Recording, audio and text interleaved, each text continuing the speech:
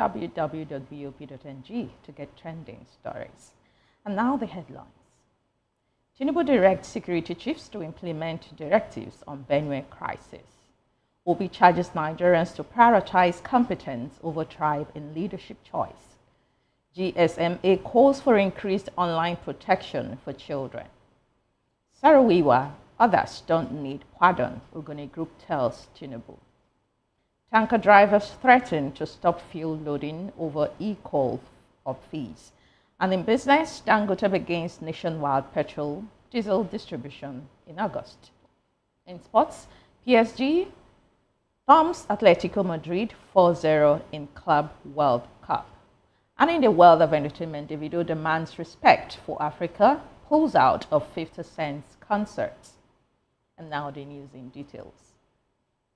President Tinubu has renewed his directive to security chiefs to bring lasting peace and security to Benue State following the latest round of reprisal attacks in which over 100 lives were lost over the weekend. In a statement from his spokesperson, Bayo Nanuga, the president noted that intelligence chiefs, the military and police have arrived in the state to direct security operations and restore sanity. Tinubu equally charged the governor to convene reconciliation meeting and dialogue among the warring parties to bring lasting peace and harmonious coexistence between farmers, herders, and the communities. He described the killings as bloodshedding as inhumane and anti-progress, and called on political leaders and community leaders in conflict areas to stop fueling the crisis through statements that could further inflame tensions. Tinubu further urged them to rein in those who go out to cause provocations and ignite reprisal, adding that the latest news of wanton killings was very depressing and the bloodshedding must not be allowed to continue unabated.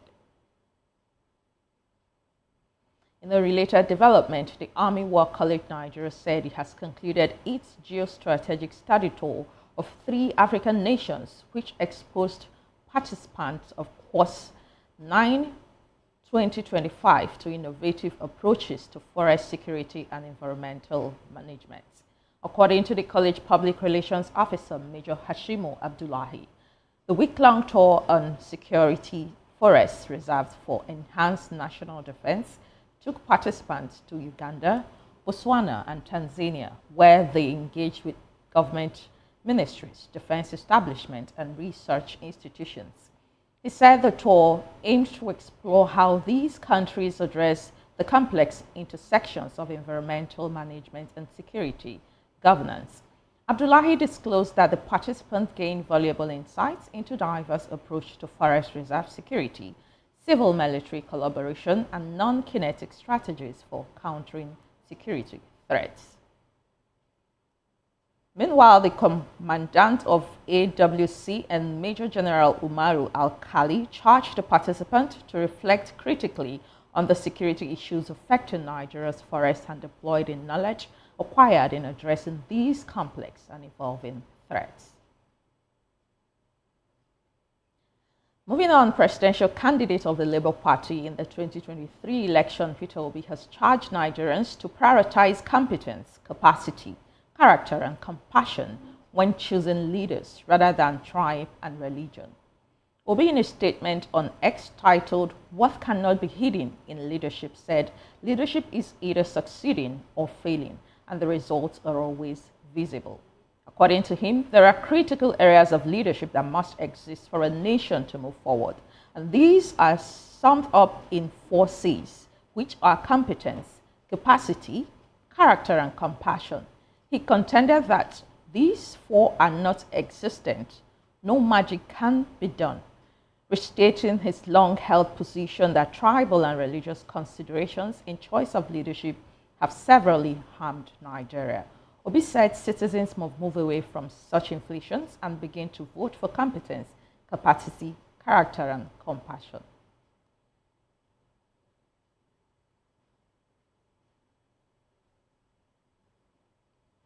The GSMA, in partnership with the mobile industry, has called for strengthening collective action to protect children online across Africa. It warned that with Africa's digital transformation acceleration, children are increasingly exposed to cyberbullying, harmful content, and online exploitation. This was contained in a statement by GSMA's head of Sub-Saharan Africa, Angela Wamowa, after a mountable meeting in Barcelona, Spain. According to Wamowa, protecting children online is a responsibility shared across government, industry, civil society, and families. She stated that by working together, nations can ensure that the digital environment becomes a place of opportunity rather than risk for Africa's children. She added that this white paper is an important step in supporting stakeholders across the region as they advance this urgent agenda. In a related development, the United World Congress of Diplomats has urged African leaders to unite in fostering justice, equity, and opportunity for the continent's children according to international laws.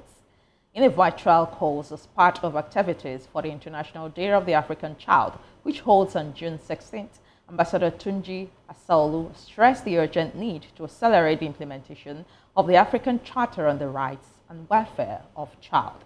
The International Day of the African Child commemorates the tragic Soweto uprising of 1976, where South Africa students protested educational injustice and faced brutal suppression.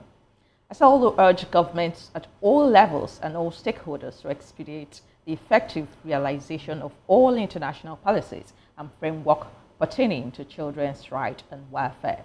He emphasized that the day served as a power reminder to prioritize children's needs and rights, ensuring that they reach their full potential. He added that the event transcends more celebration, but in rather an emphatic call to action about the continent's shared obligation to uphold children's rights through strict adherence to international laws, charters, and declarations. Meanwhile, member states of the Economic Community of West African States have been urged to undertake enabling institutional reforms for financial independence to reduce reliance on foreign aid and development partners. The Commissioner for Internal Service, Professor Nazifi Dama, made this call during the opening of the 37th meeting of the ECOWAS Administrative and Finance Committee in Abuja on Sunday. Dama urged the countries to intensify efforts towards internal resource utilization and the elimination of corruption, warning that the new world order created by the United States is likely to affect the region. According to him, one consequence of this new world order is the way the U.S. Agency for International Development now provides assistance across many of ECOWAS countries, unlikely to be adopted by other development partners. Dama further appealed to member states to put on their thinking caps to see how the region can intensify effective utilization of its resources internally. He stated that ECOWAS' goal is how to have a continuous strategy of doing away with any form of foreign assistance to its institutions and agencies. And now bringing it up to Nigeria, Ogoni Central Indigenous Authority has rejected as a misplaced action President Bola Tinubu's state pardon and national honor to the late environmental activist Ken Saro-Wiwa and 8 of his compatriots. According to the president of OCIA, Dr. Goodluck Digbo, the Ogoni Nine never committed any crime against the Nigerian state to warrant pardon rather than being exonerated for a crime they were wrongly accused of. Digbo said he believes that Tinubu is serious with wanting to close that painful chapter of Nigeria's past in a way to appease the Ogoni people, but failed the scrutiny in this particular instance. He noted that in real sense, Tinubu may run into trouble with the use of his legitimate constitutional power if detractors go to court to nullify the award aspects, thereby leaving behind a pardon without exoneration. He further argued that while the president could grant pardons, reprise, respites, or remit punishment for offenses created by an act of the National Assembly, the act does not anticipate the granting of national awards, even if posthumous, for criminals. Moving on, tanker drivers under the aegis of the National Association of Road Transport Owners say they will stop loading petroleum products from the Dangote refinery today over the Lagos State government's 12,500 naira per truck electronic call-up fee on the Lekki-Ekpe corridor. Lagos Deputy Governor Obafemi Hamzat said the e-call-up system was designed to regulate the movement of articulated vehicles and tankers on the corridor to promote orderly traffic flow and prevent the kind of gridlock previously experienced in the Apapa area. NATO President Yusuf Othman said the association was still discussing with the Lagos State government for an amicable resolution. He explained that members could not pay 2,500 naira per truck as recommended from the beginning. However, the Permanent Secretary, Lagos State Ministry of Transportation, Olowale Musa, said the 12,500 was not going into the government coffers, but for the use of the facility built for the drivers in the Lekki axis to avoid gridlock and environmental pollution. According to him, the facility was built by private investors. Former Vice President Yemi Osinbajo has given an insight into the state of Lagos State Judiciary before 1999, stating that 89% of the judges were notoriously corrupt and implicated in several corrupt activities. Osinbajo, who was reflecting on his tenure as an Attorney General and Commissioner for Justice from 1999 to 2007, spoke during the second inaugural lecture of the Pastor Taiwo Odukoya Memorial Lecture at the Fountain of Life Church in Lagos. UPTV's correspondent David Edwin has more on this.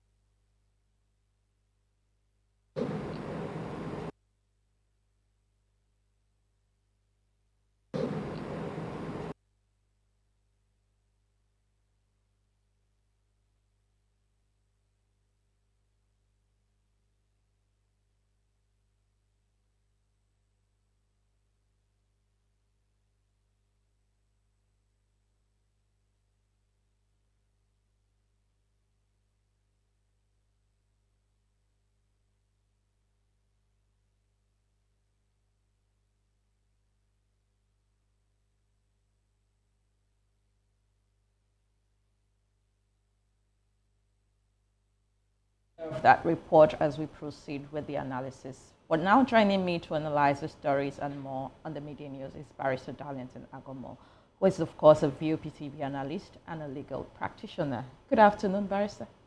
Good afternoon, Promise Child. How are you? I'm very well. Looks like someone is in a happy mood. Yeah, in the spirit of Father's Day. Oh wow, yesterday, happy Father's Day, Barrister. Yes, Happy yes. Father's Day. I wish you all the best and your children will be a blessing to you. Amen, amen. Yeah, I promise will equally be a blessing. Yes, of course, definitely, absolutely. So Barrister. after the show, you take me somewhere. Barrister, let's continue with the analysis. Let's continue with the analysis. Now, Barrister, you had what I read out, what the former Vice President Osinbajo said. He said 89% of judges were notoriously corrupt. I'm using his language now. And he implicated, and they were implicated in several corrupt cases. And this was before 1999.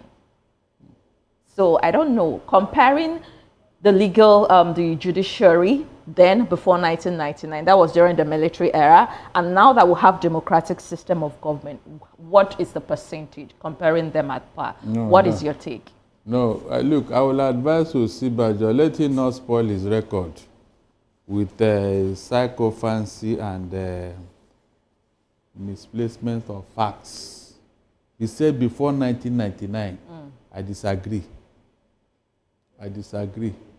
But Barrister, you know that a lot of things happened during the military era. Yeah, because it was under that era that we have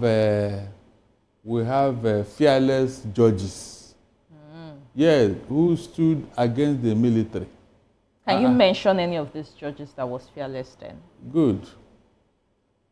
It was during that period that we had judges who are not, who stood against the interim government.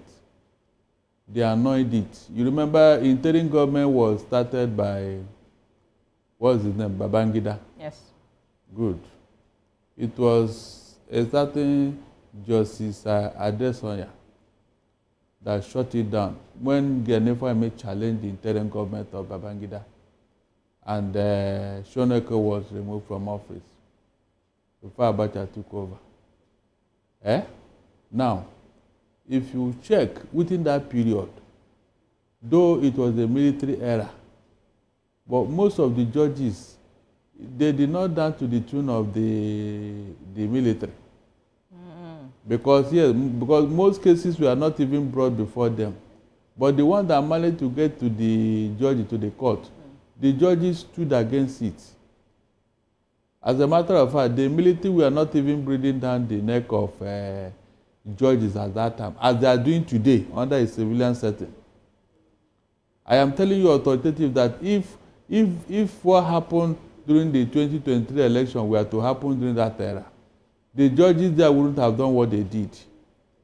The judges under that period, because they were like the old brigade. You understand what I'm saying now? The judges at that time were the old brigade who stood against corruption, against all sort of judicial rascality. They didn't entertain it.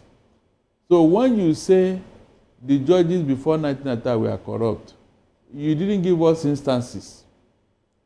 Because no judge would have annulled an interim government put in place by a military dictator called Babangida.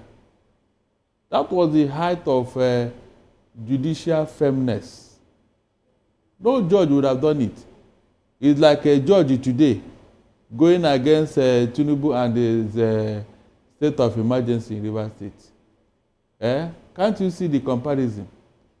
Nobody would have done it. So he should have been more specific for us to know whether he is saying the truth or not. Not one or two cases that are very minor. We are talking of very strong cases, very important cases, landmark cases that judges compromise. That's when you know that these judges, they are corrupt.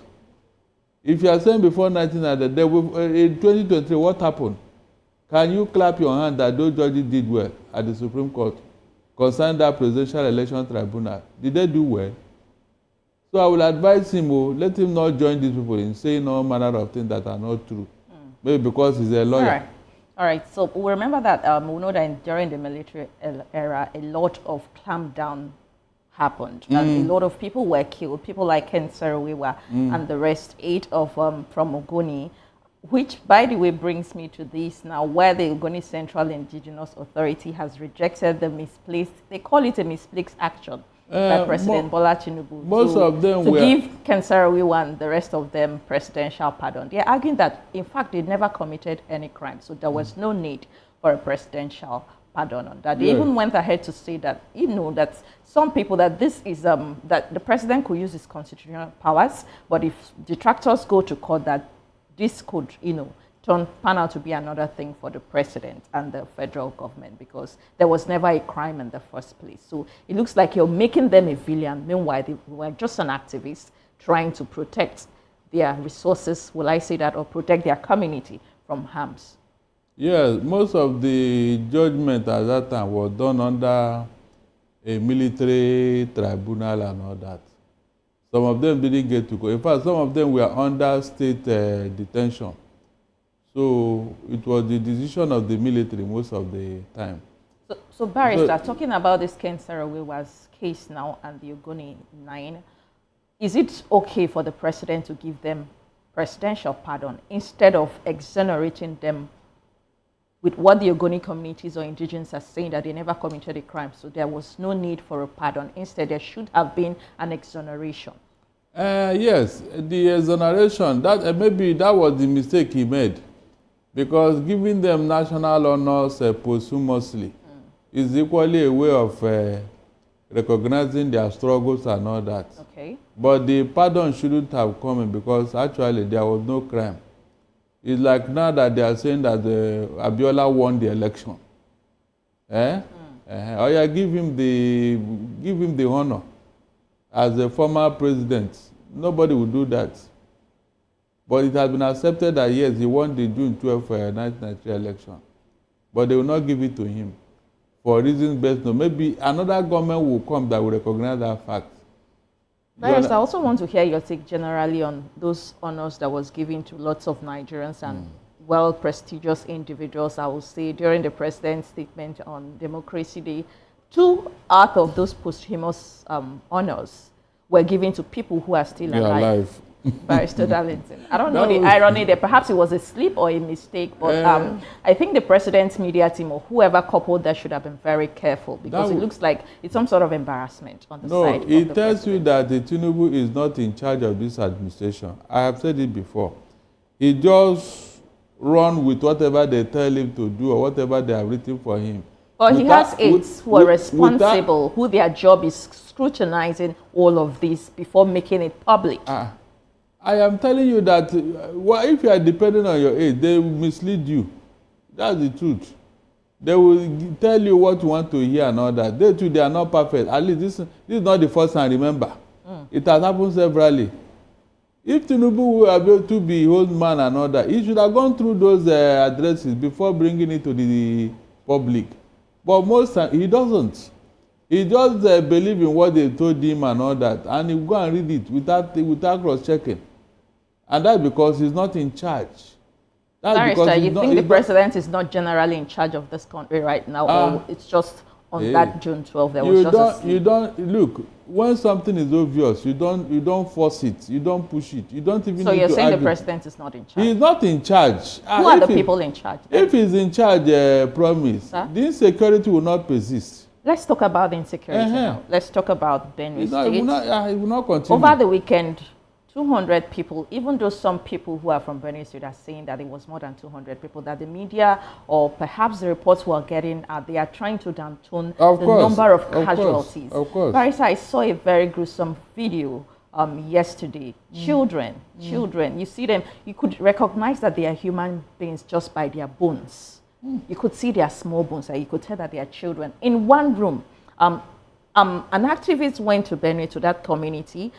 He did, made visuals and videos, interviewed people from that community. A man from the community said, in just one room, perhaps it was like a church, people were, they said they came, the attackers came, the headsmen, we're not going to sugarcoat them, they are Fulani headsmen. They burnt it down. They came, in that particular hall, 40 people were burnt there. There was another room that had more than 10 children. You're seeing bones of children laying all over. There was another room that has pool of blood all over. It was very gruesome, Barrister Darlington. They interviewed a farmer who they say is one of the richest men in that village. He had metric tons of rice. A full warehouse was burnt down, and they said it was about around 40 million naira that was wasted there, Barrister Darlington. And a tale from some of the community people said that these people came in, they blocked the 4 corners of their community. So they were in the front, thinking that they could come from the front. The youths were in the front. Perhaps it was even just the youths. The military were nowhere to be found. When they got the intel, it was the youths that was trying to protect them. They didn't know that they went behind and started killing people inside the community. They would enter a room and pour fuel and light up the place. That was how they killed people. And the irony is that this community is on the Federal Express road. So it's not like it was hidden. So I don't know why it took the military so long. I don't know what is happening. And then when the villagers has alleged a lot of things. They are saying sometimes the military are not really active, But in all of this, we have a precedent. Benue State has a governor. Dr. Hassan is saying that they've been trying to curtail this attack, that from how many 17 local governments, they've brought it down to like 9 local governments. And it's making it look like the lives of people lost are just, you're counting lives of human beings like it's nothing. It's nothing. It took the president more than 24 hours, more than a day to even react, make just something as little as a press statement, Barrister. But let's compare it to India, where there was a plane crash. The Prime Minister went down immediately to that site of the plane crash. Barrister, in less than hours, he was there. At South Africa, there was flooding that killed about 40 people. Cyril Ramaphosa went there in person. What is stopping our president to visit Benue State? Promise, you don't need to go far to decipher what is going on. Tinubu does not have the capacity to run Nigeria. I'm talking about children, innocent children are being killed like chickens. You think they concern Tinubu? Even the reaction came after Pope in faraway Rome. In Vatican City, made a statement. Made a statement against it. That was one they now remember. Someone who is a foreigner. And somebody is telling you that. Barrister, he also took even hours after the Pope made a statement. It took the anger of Nigerians on social media, calling out the president. Protests had already started in Benue State, which, by the way, right now I'm hearing that police have arrested around 40 persons for just protesting. But Barrister, these people who perpetrated these murders have never been brought to book. Yeah, that's why they. So why the speedy arrest of protesters? I'm talking about peaceful protesters. When people are being killed, the number one priority of every government is protecting your citizens, right? So they are not being protected, and they are protesting, telling you their anger and their grievances. And what you could do is arrest them. Where then lies the power or the protection of the presidency or the governance? I told you here, thank God you answered the question yourself. This president is not the president of Nigeria. He's the president of some people. He's there to protect them, whatever they do. That is why the 400 names of those sponsoring the terrorists, nobody will open not to talk of calling them out. I've given you an example. So when I said Tinubu is not in charge, the answers are there, staring at you in the face.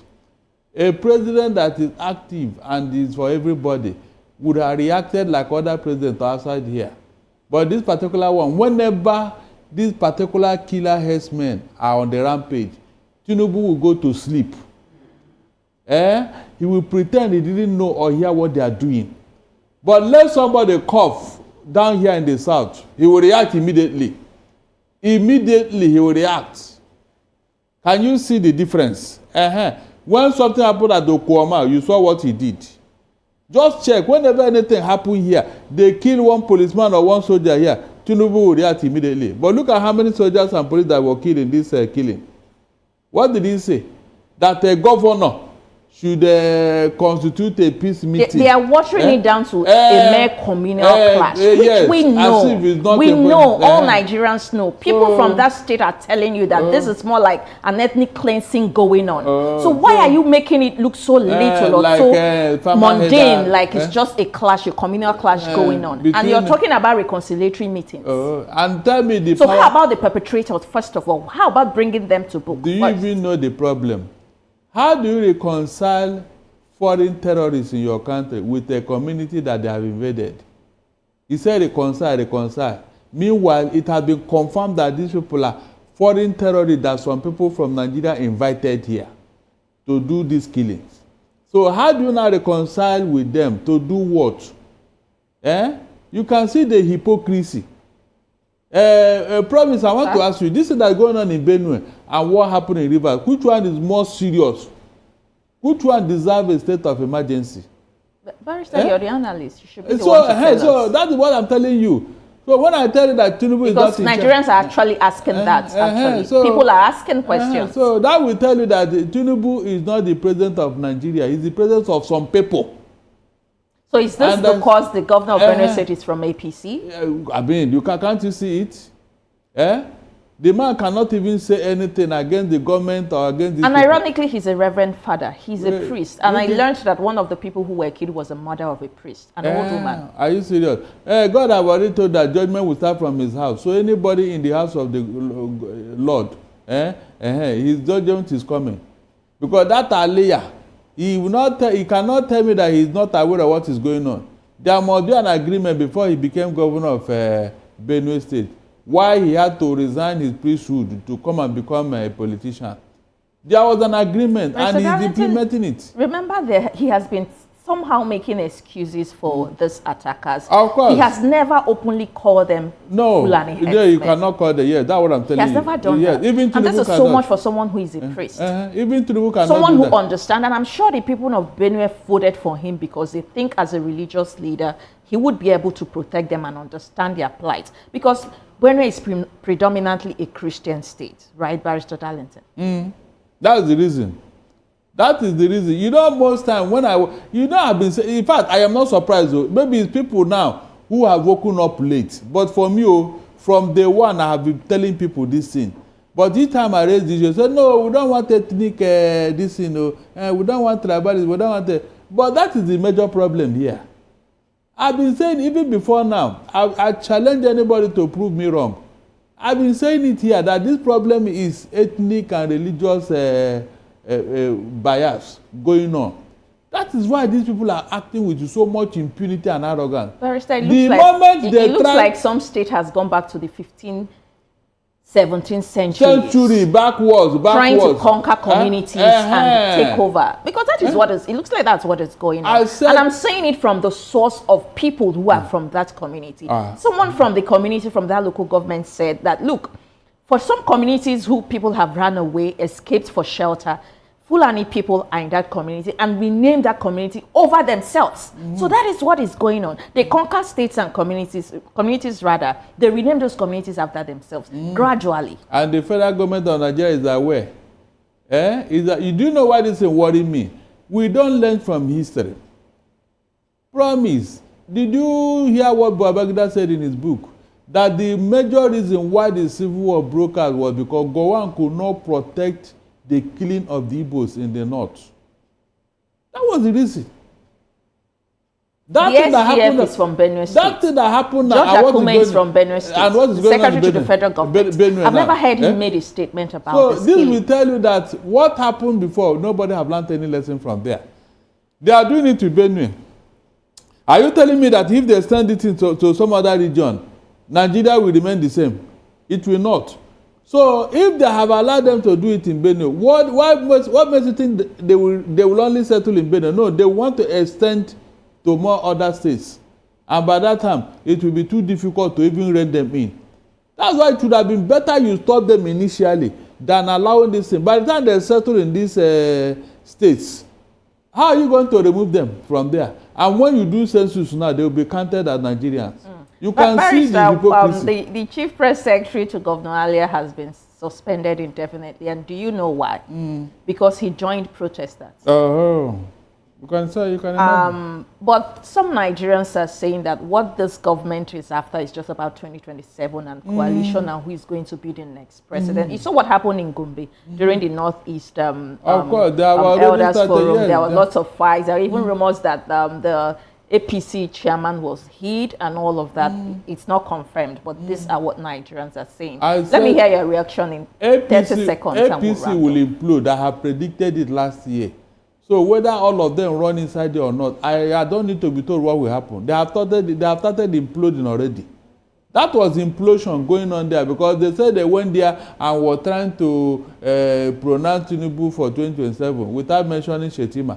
And these people say no. Without Tinubu, Shetima, there will be no Nigeria, no APC. And that was it. So is that not implosion on the making? So that will tell you what is going to happen. By the time all the people that are jumping there, they are promising them heaven and earth. If you don't fulfill it, what will happen? Will they be happy? No, will they be happy? So I don't need to be told. It's just that ignorant people who don't know what is going on. And it's a pity. So all these things about the AP, I'm asking you again, a promise. This thing that is going on now, is this the same man that Nigeria want to re-elect in 2027? All right. This man that cannot even secure your life and property. You want him to continue in office. Barrister, I'd like us to hear that former VP Oshibanjo's statement about him saying that the judiciary has been notoriously corrupting before 1999. I'd like Nigerians to hear that. After 1999, they now became more... who practiced in the courts of the high courts of Lagos at the time. We asked a question, and we asked several questions, but the particular one I want to mention is, what is your perception of judges in Lagos State? We asked that question from lawyers who practice in the courts, and 89% of them said that the judges were notoriously corrupt. Notoriously. We had corrupt, very corrupt, notoriously corrupt was the worst. And the 89% said. Now, from 1967 when the state was founded, to 1999, when we conducted this survey, not a single magistrate or a single judge had been reprimanded for any act of corruption. Not one. Not one had been warned. Reprimanded means warned. No warning, nothing. Not one had been sacked, nothing. So every one of these notoriously corrupt had clean records.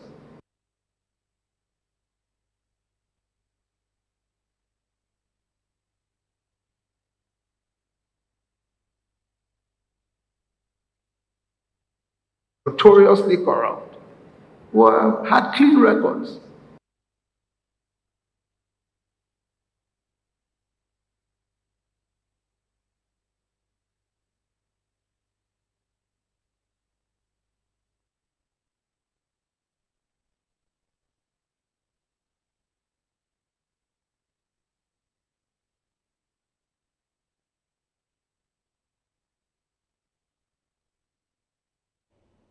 All right, Barrister Darlington has been joining me on the midday news analysis. But Barrister, we'll wrap up with that report. I wish we were able to hear more of what Professor Yemi Oshibajo spoke. Just like I said, that place is a church environment. You should have talked of religious issues, and how you relate to human being and God. After all, he's a pastor. About religious issues. Some people are saying, some Nigerians are asking questions why all of the religious leaders, prestigious religious leaders we have in Nigeria, have not made any statement about these killings. I keep mentioning the killing, even if it's the only thing we're talking about today on this segment. It is very important. It's time people start talking about it. Human beings are dying. They will not. How? Because of the people involved. You see, they can't call out these people. Especially Pastor Enoch Adeboye. He protested the fuel subsidy removal in 2012. But with all that is going on under Tinubu, he cannot talk.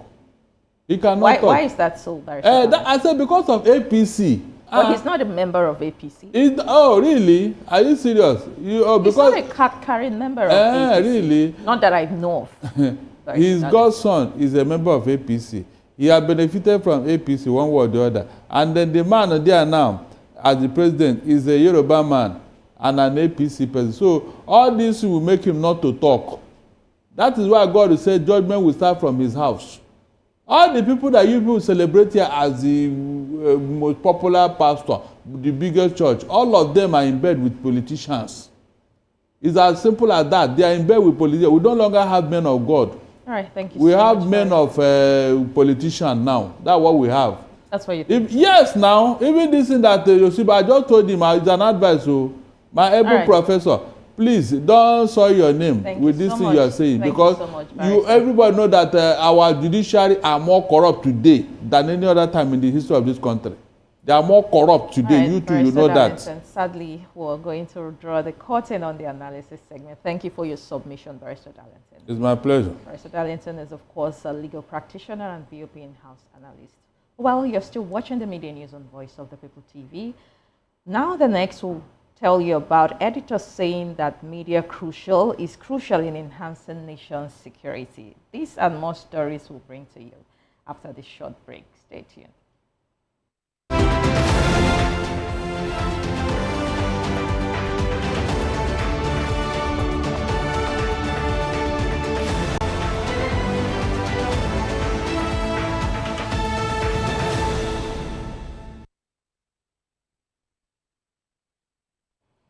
Welcome back. This is still the Media News on Voice of the People Television. And now to the rest of the stories.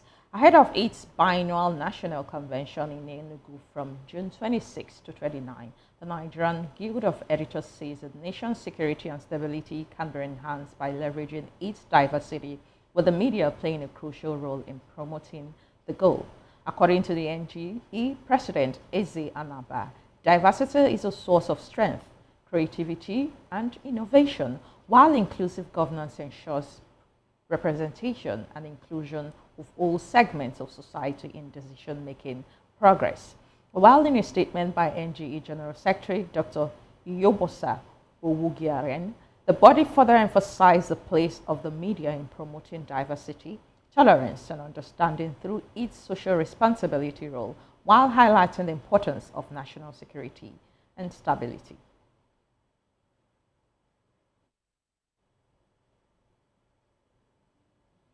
Moving on, the Lagos State Division of the Court of Appeal has set aside the final forfeiture order by the Federal High Court in Lagos on the assets of the former governor of the Central Bank of Nigeria, Godwin Emefiele.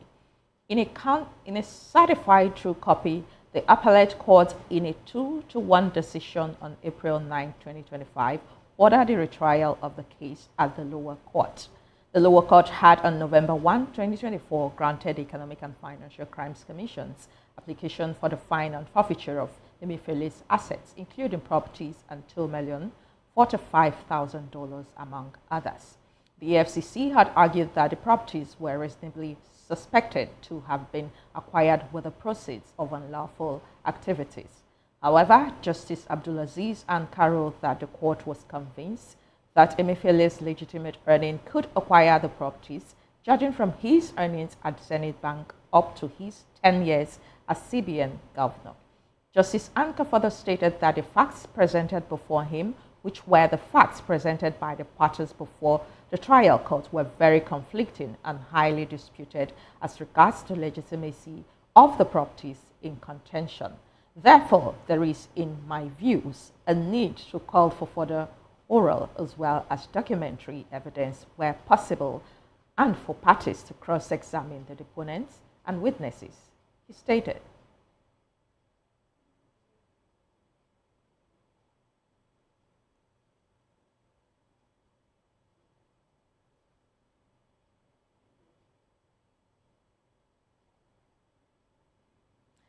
Moving on, June 14th is the International World Blood Donor Day, and a day that reminds us of the life-saving power of simple, selfless act of donating blood. Every drop counts, and every donor is a hero.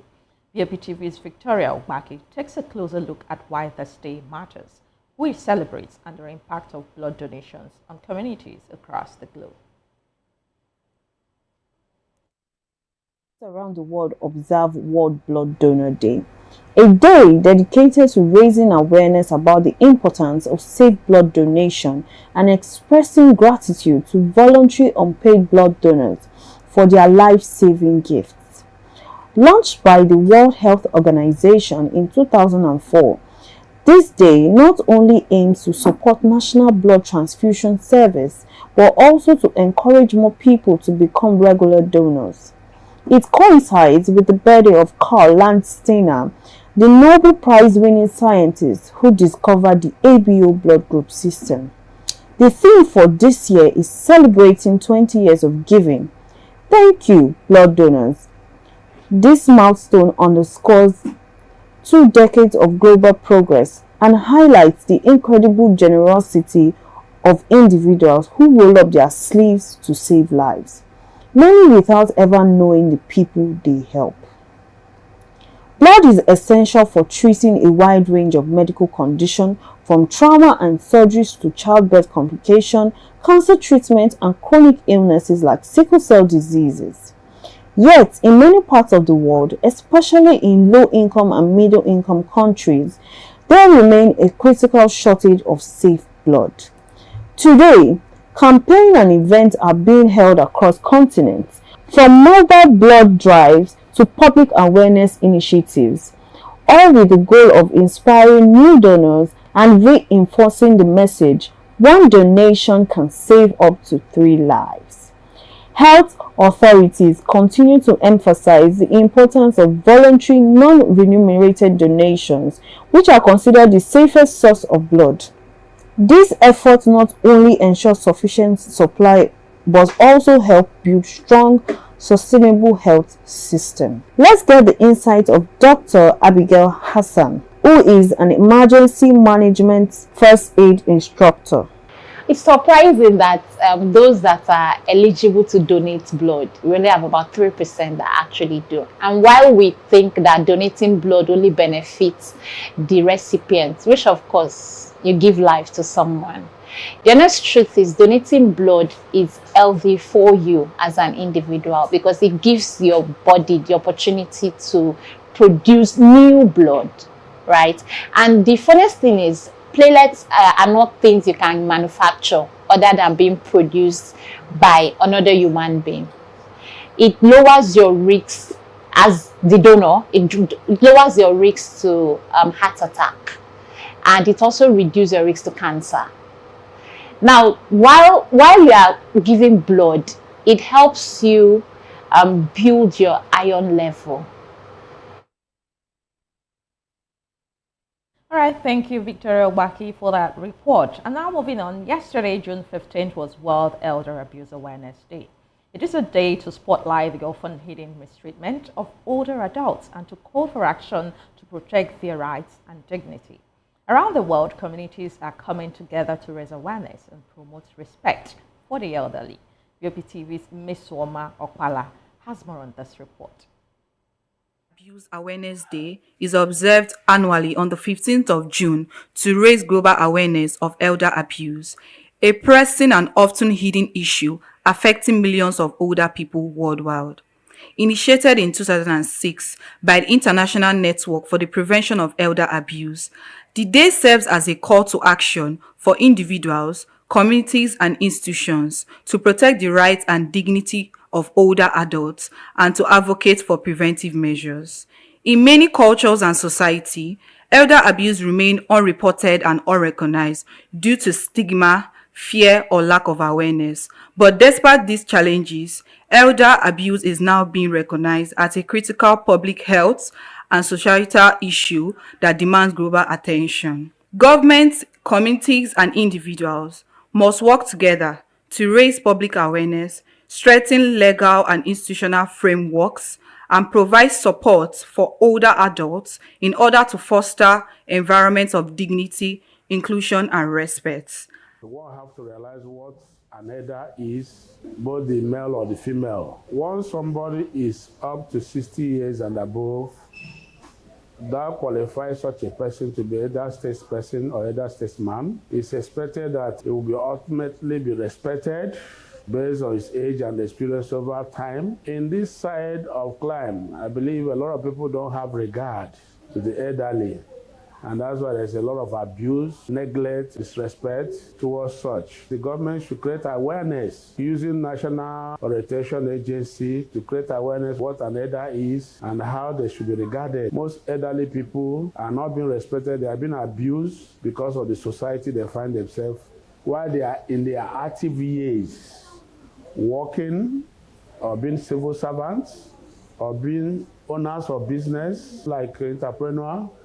As much as you know, you can't get younger. You should prepare financially by good service, enroll yourself into pensionable funds, have treasury bills accumulated. Now moving on to business, Dangote Petroleum Refinery has announced plans to begin nationwide distribution of petrol and diesel from August 15, 2025. In a statement, the company said it would deploy 4,000 brand new compressed natural gas powered tankers to boost delivery and improve product access nationwide. It stated that the offer is open to marketers, petrol station dealers and manufacturers, telecom operators and aviation firms, and other large-scale fuel users.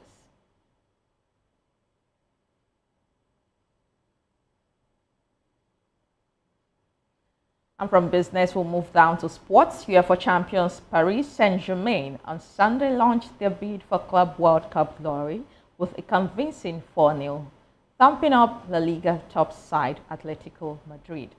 PSG proved too hard for their Spanish opponents to handle in an impressive opening Group B win. Goals from Fabian Douy, Vitha, Semayu, and Lee Kan sealed the 3 points for PSG, who delighted a crowd of 80,619 with adventurous attacking play.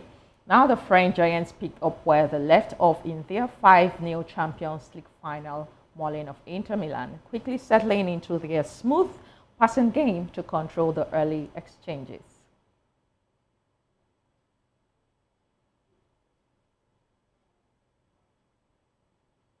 And now rounding off with entertainment, Nigerian music superstar Davido has pulled out from 50 Cent's upcoming concert in London due to what he called a matter of principle and respect for his craft.